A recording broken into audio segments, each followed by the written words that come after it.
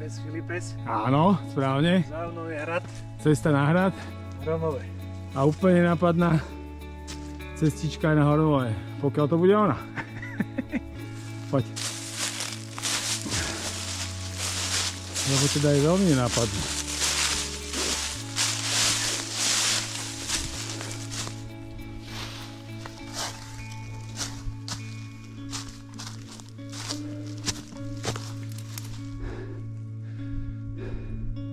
Prichádzame pod skalu, ja robiť istenie. Ja keďže som tu už bol, tak ma to neprekvapuje.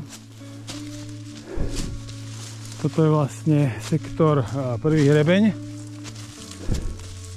A potom vpravo sú sektory druhý a úplne tak z boku vlastne sektor tretí hrebeň.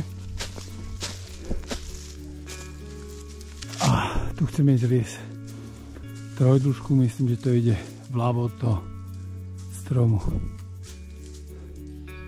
Ahojte kamaráti!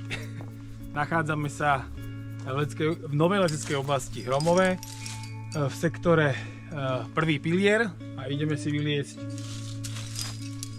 skoro najdlhšiu cestu v Malých Karpatoch s názvom Nosorožec. Je to trojdĺžka, jediná trojdĺžka. Dlhšie cesty sú určite na Hamroch, ale sú iba dvojdĺžkové a je to obťažnosť 5 plus a tá posledná ľavčka trojka dole má 62 metrov, tak ideme na to. Drťam palce.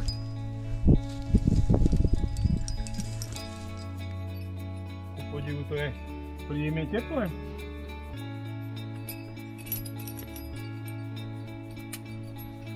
To je krásne vyhriata skalka.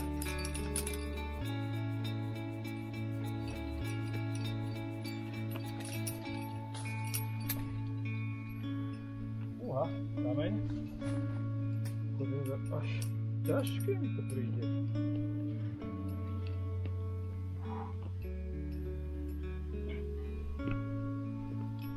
Aspoň tento krok, to bol taký akože opäť výživný.